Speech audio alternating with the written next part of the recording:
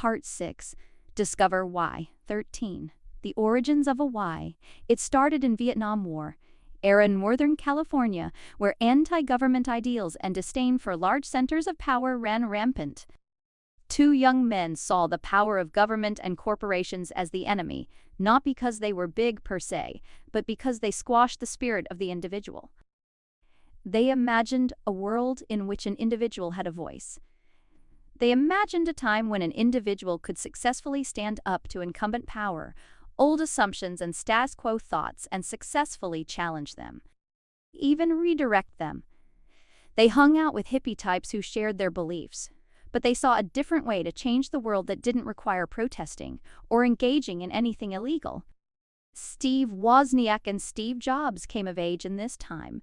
Not only was the revolutionary spirit running high in Northern California, but it was also the time and place of the computer revolution. And in this technology, they saw the opportunity to start their own revolution. The Apple gave an individual the power to do the same things as any company. Wozniak recounts, for the first time ever, one person could take on a corporation simply because they had the ability to use the technology. Wozniak engineered the Apple I and later the Apple II to be simple enough for people to harness the power of the technology. Jobs knew how to sell it. Thus was born Apple Computer, a company with a purpose, to give the individual to power to stand up to established power, to empower the dreamers and the idealists to challenge the status quo and succeed. But their cause, their why, started long before Apple was born. In 1971, working out of Wozniak's dorm room at UC Berkeley, the two Steves made something they called the Blue Box.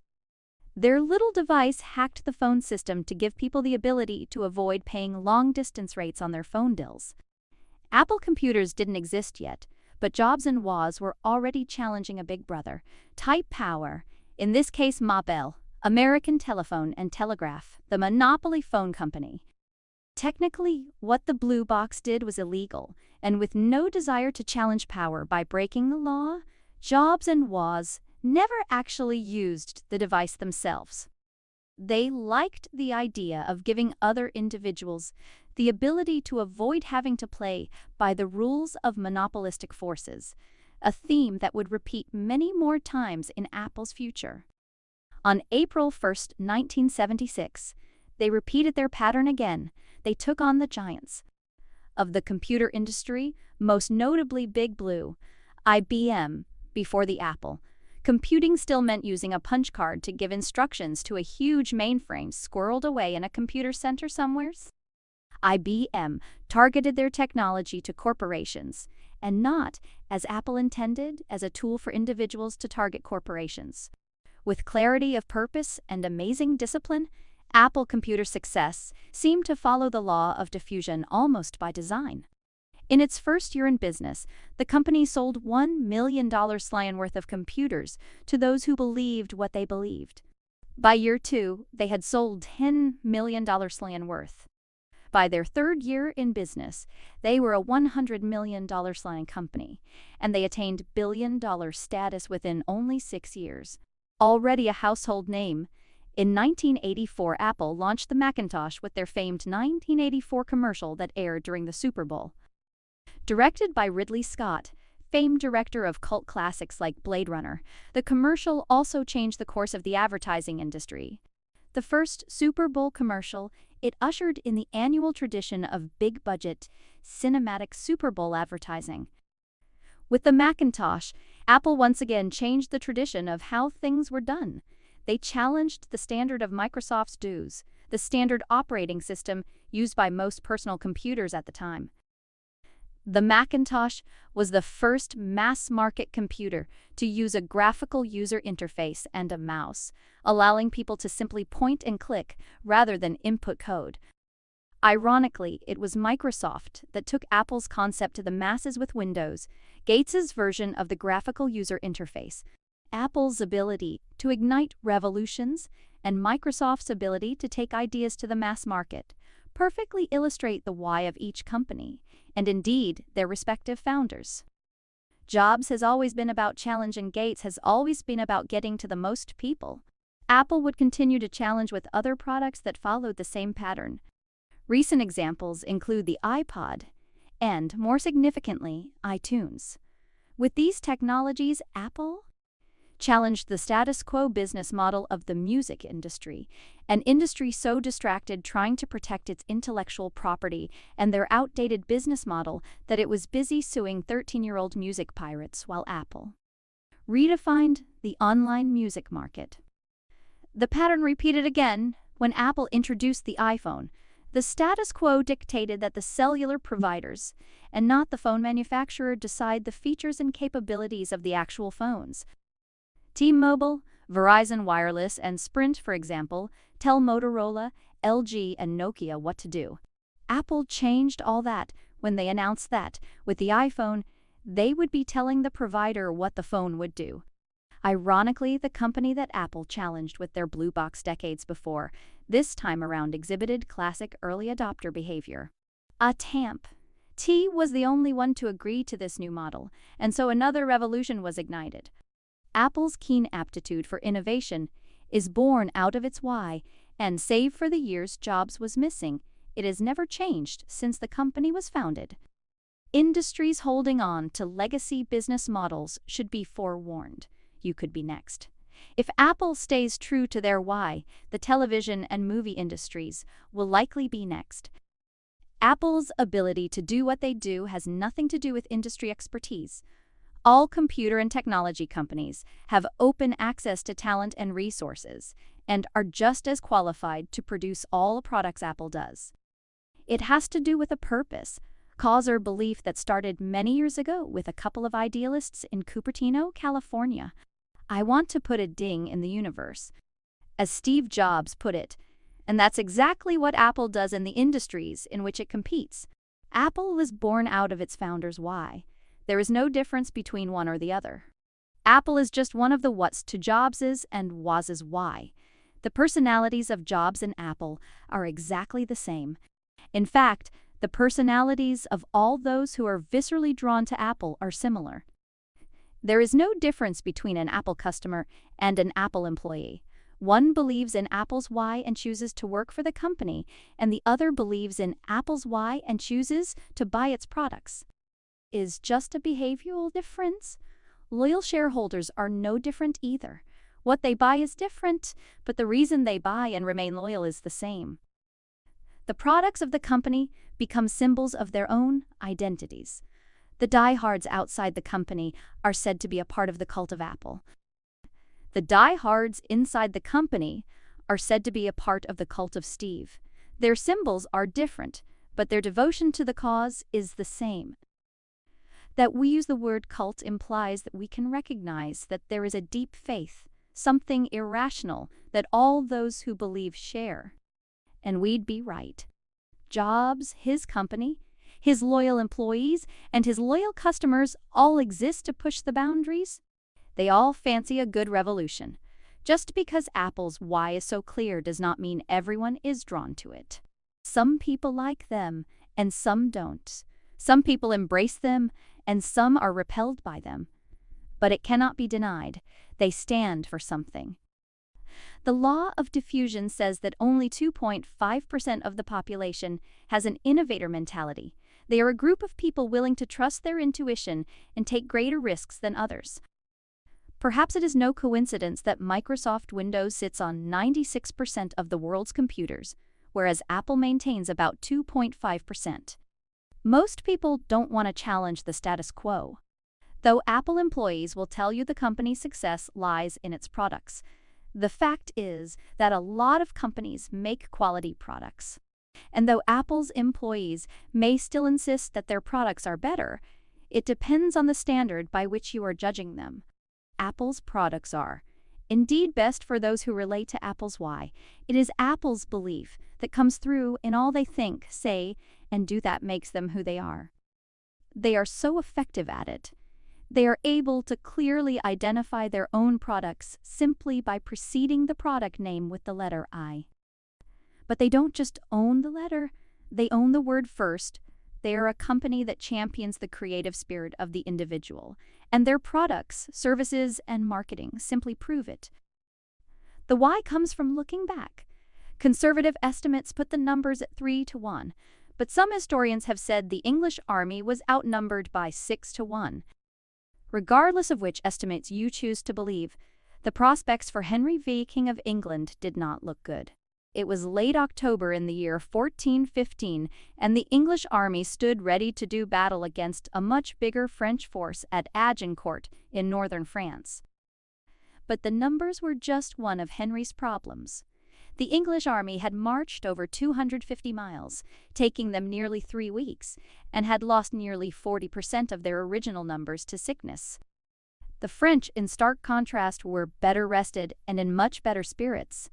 The better trained and experienced French were also excited at the prospect of exacting their revenge on the English to make up for the humiliation of previous defeats.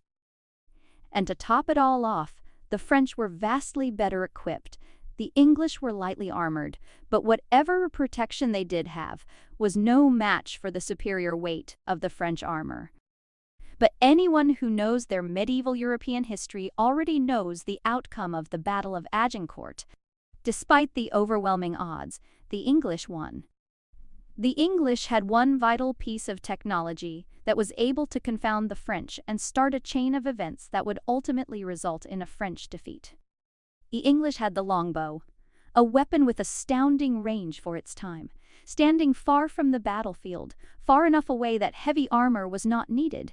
The English could look down into the valley and shower the French with arrows. Technology and range aren't what give an arrow its power. By itself, an arrow is a flimsy stick of wood with a sharpened tip and some feathers. By itself, an arrow cannot stand up to a sword or penetrate armor. What gives an arrow the ability to take on experience, training, numbers, and armor is momentum. That flimsy stick of wood, when hurling through the air, becomes a force only when it is moving fast in one direction. What does the Battle of Agincourt have to do with finding your why? Before it can gain any power or achieve any impact, an arrow must be pulled backward, 180 degrees away from the target. And that's also where a why derives its power. The why does come from looking ahead at what you want to achieve and figuring out an appropriate strategy to get there. It is not born out of any market research. It does not come from extensive interviews with customers or even employees. It comes from looking in the completely opposite direction from where you are now. Finding why is a process of discovery, not invention. Just as Apple's why developed during the rebellious 1960s and 70s, the why for every other individual or organization comes from the past. It is born out of the upbringing and life experience of an individual or small group. Every single person has a why, and every single organization has one too. Organization, don't forget, is one of the whats, one of the tangible things a founder or group of founders has done in their lives to prove their why. Every company, organization, or group with the ability to inspire starts with a person or small group people who were inspired to do something bigger than themselves.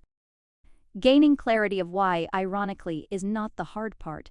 It is the discipline to trust one's gut, to stay true to one's purpose, cause, or beliefs. Remaining completely in balance and authentic is the most difficult part. The few that are able to build a megaphone, and not just a company, around their cause are the ones who earn the ability to inspire.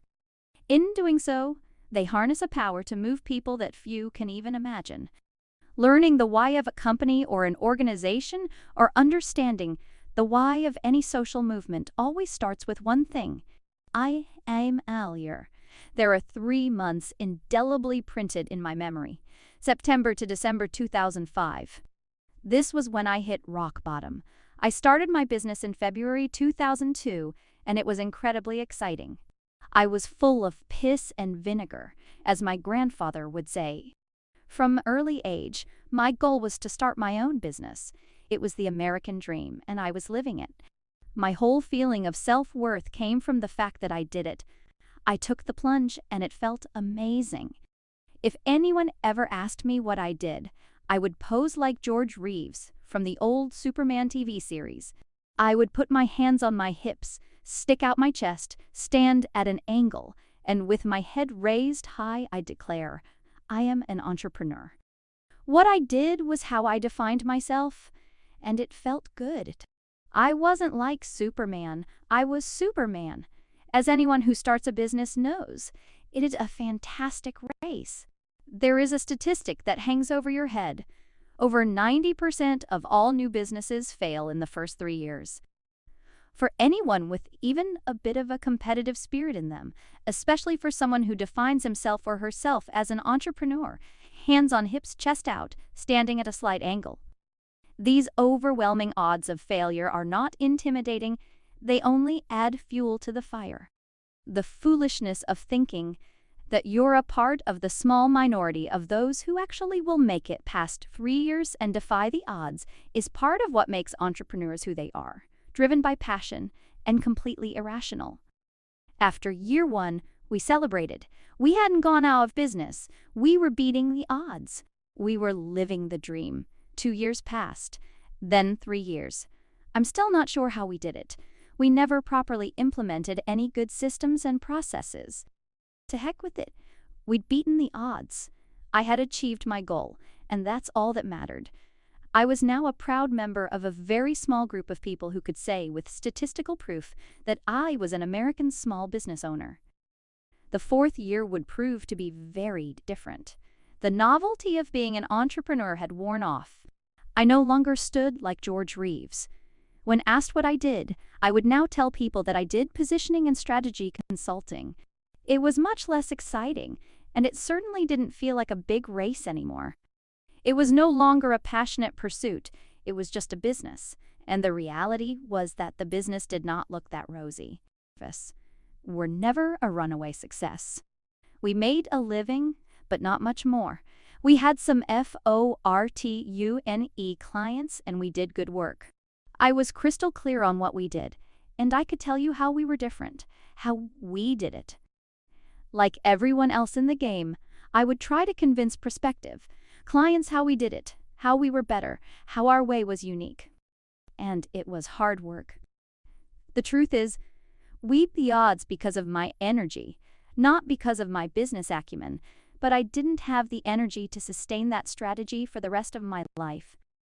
I was aware enough to know that we needed better systems and processes if the business was to sustain itself.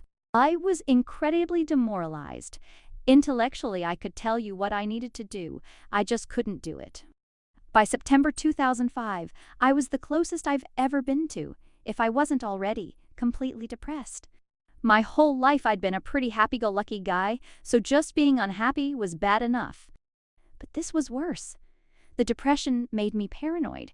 I was convinced I was going to go out of business. I was convinced I was going to be evicted from my apartment. I was certain anyone who worked for me didn't like me, and that my clients knew I was a fraud. I thought everyone I met was smarter than me. I thought everyone I met was better than me. Any energy I had left to sustain the business now went into propping myself up and pretending that I was doing well. If things were to change, I knew I needed to learn to implement more structure before everything crashed. I attended conferences, read books, and asked successful friends for advice on how to do it. It was all good advice, but I couldn't hear it. No matter what I was told, all I could hear was that I was doing everything wrong. Trying to fix the problem didn't make me feel better, it made me feel worse. I felt more helpless. I started having desperate thoughts that for an entrepreneur are almost worse than suicide. I thought about getting a job. Anything that would stop the feeling of falling I had almost every day. I remember visiting the family of my future brother-in-law for Thanksgiving that year. I sat on the couch in the living room of his mother's house. People were talking to me, but I never heard a word. If I was asked questions, I replied only in platitudes. I didn't really desire or even have the ability to make conversation anymore. It was then that I realized the truth. Statistics notwithstanding, I was a failure. As an anthropology major in college and a strategy guy in the marketing and advertising world, I had always been curious about why people do the things they do. Earlier in my career, I started becoming curious about these same themes in the real world. In my case, corporate marketing. There is an old saying in the industry that 50% of all marketing works. The problem is, which 50%? I was always astounded that so many companies would operate with such a level of uncertainty. Why would anyone want to leave the success of something that costs so much, with so much at stake, to the flip of a coin? I was convinced that if some marketing worked, it was possible to figure out why. All companies of equal resources have equal access to the same agencies, the same talent, and the same media. So why does some marketing work and some doesn't? Working in an ad agency, I'd seen it all the time. With conditions relatively equal, the same team could develop a campaign that would be hugely successful one year, then develop something the next year that would do nothing. Instead of focusing on the stuff that didn't work, I chose to focus on the stuff that worked to find out what it all had in common. The good news for me was there was not much to study. How has Apple been able to so consistently outmarket their competition over and over and over? What did Harley Davidson do so well that they were able to create a following of people so loyal that they would tattoo a corporate logo on their bodies? Why did people love Southwest Airlines so much? They aren't really that special, are they? In an attempt to codify why these worked, I developed a simple concept I called the golden circle. But my little theory sat buried in my computer files. It was a little pet project with no real application, just something I found interesting. It would be months later that I met a woman at an event who took an interest in my perspectives in marketing. Victoria Duffy Hopper grew up in an academic family and also has a lifelong fascination with human behavior. She was the first to tell me about the limbic brain and the neocortex. My curiosity piqued by what she was telling me. I started reading about the biology of the brain, and it was then that I made the real discovery. The biology of human behavior and the golden circle overlapped perfectly. While I was trying to understand why some marketing worked and some didn't, I had tripped over something vastly more profound. I discovered why people do what they do. That I realized what was the real cause of my stress. The problem wasn't that I didn't know what to do or how to do it. The problem was I had forgotten why. I had gone through what I now know is a split, and I needed to rediscover my why. To inspire people to do the things that inspire them. Henry Ford said, "If you think you can or you think you can't, you're right." He was a brilliant why guy who changed the way industry works. A man who embodied all the characteristics of a great leader, who understood the importance of perspective. I wasn't any dumber than I was when I started my business, probably the opposite, in fact. What I had lost was perspective. I knew what I was doing, but I had forgotten why. There is a difference between running with all your heart with your eyes closed and running with all your heart with your eyes wide open. For 3 years, my heart had pounded, but my eyes had been closed. I had passion and energy, but I lacked focus and direction. I needed to remember what inspired my passion. I became obsessed with the concept of why. I was consumed by the idea of it. It was all I talked about. When I looked back to my upbringing, I discovered a remarkable theme. Whether among friends, at school, or professional, I was always the eternal optimist. I was the one who inspired everyone to believe they could do whatever they wanted. This pattern is my why, to inspire. It didn't matter if I was doing it in marketing or consulting. It didn't matter what types of companies I worked with or in which industries I worked. To inspire people to do the things that inspired them, so that together we can change the world. That's the path to which my life and my work is now completely devoted. Henry Ford would have been proud of me. After months of thinking I couldn't, now I knew I could. I made myself a guinea pig for the concept. If the reason I hit rock bottom was because my golden circle was out of balance, then I needed to get it back in balance. If it was important to start with why, then I would start with why in everything I did. There is not a single concept in this book that I don't practice.